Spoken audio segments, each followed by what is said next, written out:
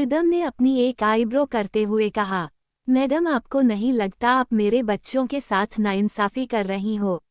वो रिदम खुराना के बच्चे हैं तो उनके अंदर रिदम खुराना के ही गट्स जाने चाहिए, न कि किसी राह चलते लल्लू पूंजे के। रिदम ने अकड़ते हुए कहा, जिस पर रिद्धि का मुंह खुला का खुला रह गया। Cold sweat smile astonished face. Riddhi नाक मुंह सिकोड़कर बोली, तुमको नहीं लगता रिदम तुम कुछ ज्यादा ही ओवर होते जा रहे ही हो अपने बच्चों को लेके? देखा नहीं तुमने अंशी की हरकतें किस तरह सबके ऊपर धौंस जमाती फिरती है, और तुम्हारा बेटा शुक्र है भगवान का कि वो मुझ पे गया, नहीं तो पता नहीं वो आगे चलकर क्या क्या करता।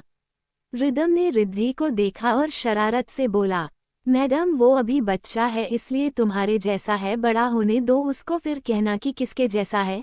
रिदम खुराना का अंश है, थोड़ा तो रिदम से ऊपर ही जाएगा। चिंता मत करो, होने दो उसको बड़ा, उसके कमी कमीने चाचा है न, उसको सब अच्छे से ट्रेंड कर देंगे, तुम बस उस दिन को देखने के लिए तैयार रहो।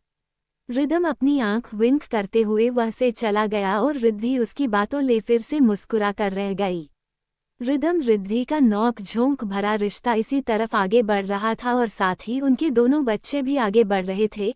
रिदम अपने काम के लिए फिर से बिजी होने लगा, अब वो अपने प्रोजेक्ट के लिए रात रात भर बिजी रहने लगा, पर फिर भी अपने बच्चों के साथ टाइम निकलना नहीं भूलता। रिद्धि अब बच्चों में ज्यादा बिजी रहती। धीरे धीरे समय आगे बढ़ा। रिदम के बच्चे अब 3 साल के हो गए थे। इन 3 सालों में बहुत कुछ बदल गया था।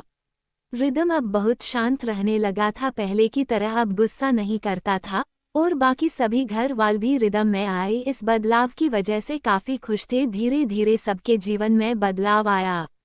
इस बीच रोनी ने भी अपनी स्टडी पूरी करके अपनी जॉब के लिए रिदम की कंपनी में ही अप्लाई किया। वो रिदम की ऑफिस में ही काम करने लगा था और रीना की भी शादी हो गई थी। इसके साथ ही कियारा स्टडी के लिए फॉरेन चली गई थी और अदिति की भी शादी हो गई। काफी कुछ बदल गया था। बीच बीच में सबसे मिलने के लिए अदिति आती रहती थी। उसकी शादी रिदम के दोस्त रोहित से हुई थी। वो भी अपनी जिंदगी में बहुत खुश थी।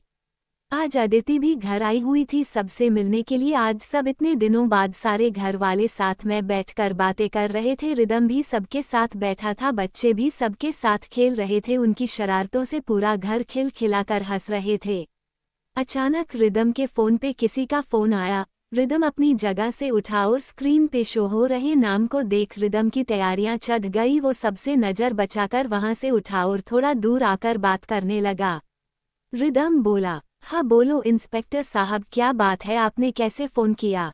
सामने से इंस्पेक्टर की आवाज आई, सर बहुत बड़ी समस्या हो गई। वो शहनाया की कई दिनों से तबीयत बहुत ज्यादा खराब थी, इसलिए उसको 2 दिन से हॉस्पिटल में एडमिट किया हुआ था। लेकिन अभी सुबह के टाइम जब हमारा स्टॉप ड्यूटी चेंज करके थोड़ा सा इधर उधर हुआ, वो हमारी सख्त पहरे से चकमा देके नस की द्रास में हॉस्पिटल से भाग गई है। सुबह से हमारा पूरा स्टॉप उसकी ही देखरेख में लगा हुआ है, पर अभी तक उसका कुछ भी पता नहीं चला। इंस्पेक्टर की बात सुनकर रिदम थोड़ा चिंता के साथ बोला, आप लोग जल्द से जल्द उसको ढूंढिए और वापस उसको उसकी सही जगह पहुंचाए। 3 साल में पहली बार ऐसा हुआ है, मुझे डर है वो भागकर कहीं किसी को नुकसान न पहुंचा दे। इंस्पेक्टर बोला, आप चिंता मत करो मिस्टर खुराना, वो जल्दी ही हमारी कैद में होगी। इंस्पेक्टर अपनी बात कह के फोन काट चुका था।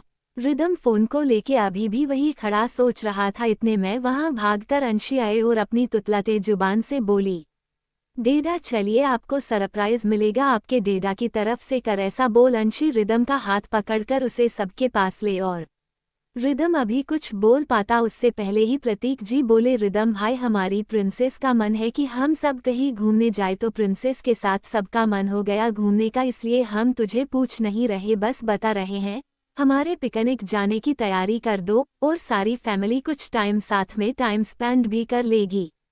प्रतीक जी कह के चुप हो गए। बाकी सब लोग बहुत खुश थे। रिदम अभी कुछ बोलना चाह रहा था पर किसी ने उसकी बात पे ध्यान नहीं दिया।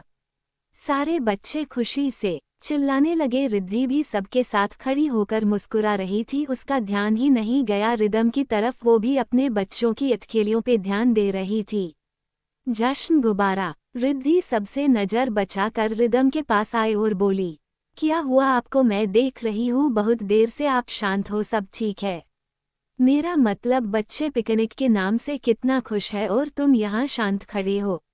रिदम रिद्धि को बताना चाह रहा था, फिर कुछ सोचकर चुप हो गया। रिदम चुप हो गया और बोला, नहीं ऐसा कुछ नहीं है, वो बस मैं सोच रहा था कि कहा जाए। तभी पीछे से अदिति आई के चहकते हुए बोली, आपको सोचने की जरूरत नहीं भाई, आपके बच्चों ने पहले ही सब सोच लिया है। वो हिल स्टेशन जाना चाहते हैं, मेरे हिसाब से यहाँ जो सबसे अच्छी हिली जगह है वहीं चलते हैं। रिदम बोला, ठीक है, तुम लोगों ने सोच लिया है तो जल्द चलते हैं। यहाँ से 100 किलोमीटर दूर जो रिजॉर्ट है वहीं चलते हैं, तो चलने के लिए तैयारी करो। और मैं रोहित को भी बोल दूंगा, वो भी कल के लिए रेडी रहेगा। रिद्धि के अदिति दोनों साथ में वहां से चली गई। रिदम ने जाने के लिए तो कह दिया था, पर उसका मन अभी भी बेचैन था। उसको लग रहा था कि वो क्या करे, कैसे करे, कभी कोई गड़बड़ न हो जाए। फिर उसने अपने मन का डर दूर करने के लिए अपने हमदर्द, अपने हमराज, अपने खास दोस्त जो अब उसकी बहन का पति भी था, उसने रोहित को फोन किया। रोहित फोन उठाते ही बोला, है बोल भाई, क्या परेशानी है? कहीं तेरी बहन की शिकायत करने को फोन किया है तो बोल दूं, मैं अभी बिजी हूँ। रोहित मुस्कुराते हुए बोल रहा था तो रिदम थोड़ा सीरियस होकर बोला, यार थोड़ी सी टेंशन है, कर इतना कह के सारी बात बता दी जो इंस्पेक्टर ने कही। रोहित सारी बात सुनकर बोला, चिंता मत कर, सब ठीक होगा। वैसे भी हम लोगों से बहुत दूर है, हम लोग कल बच्चों के साथ वहां जाएंगे और एंजॉय भी करेंगे, तुम चिल रहो। रोहित से बात करके रिदम रिलैक्स हो गया और वो भी घर के अंदर आ गया। सब लोग कल के लिए तैयारी करने लगे और अंश और अंशी, उनकी तो खुशी का ठिकाना नहीं था। वो सबसे ज्यादा उछल कूद मचा रहे थे। रिदम अंदर आकर किसी से फोन ले बात करने लग गया और कल के सारे अरेंजमेंट करने लगा। सब लोग अपनी अपनी पैकिंग करने लगे। दादी की पैकिंग रिद्धि ने करी। रिद्धि आज काफी देर नीचे ही रही, सबके साथ कल क्या क्या सामान ले जाना है यही सब डिस्कस कर रही थी। और बच्चे और दिन मस्ती करते करते थक गए थे, इसलिए वो सो गए थे। रिदम रूम में ही था, वो किसी से फोन पे बात कर रहा था और कल ऑफिस के सारे काम वो मैनेजर विपिन को बता रहा था। रात के 10 बजे रिद्धि रूम में आई। रिदम भी तब तक सारे काम से फ्री हो चुका था, वो रिद्धि का ही वेट कर रहा था और बच्चे वो नैनी ने पहले ही सुला दिए थे। रिद्धि रूम में आई तो आकर देखती है रिदम अभी तक जग रहा है। रिद्धि थोड़ा आंखें छोटी करके बोली, क्या बात है मिस्टर खुराना, आज कुछ बदलाव लग रहा है? मैंने शाम के टाइम भी देखा और अब भी देख रही हूँ, सब ठीक तो है ना? रिदम मुस्कुराया और रिद्धि को अपने पास बुलाकर उसे अपने पास बिठाकर बोला, ऐसी कोई बात नहीं है, बस थोड़ा सा काम का स्ट्रेस है, पर अच्छा है हम लोग बाहर जा रहे हैं, आके सब ठीक हो जाएगा। रिदम ने साफ साफ रिद्धि को झूठ बोल दिया था। वो रिद्धि को अपने डर को बताना नहीं चाहता था। रिदम रिद्धि सब चिंताओं को छोड़कर सुबह जाने के लिए सो गए थे।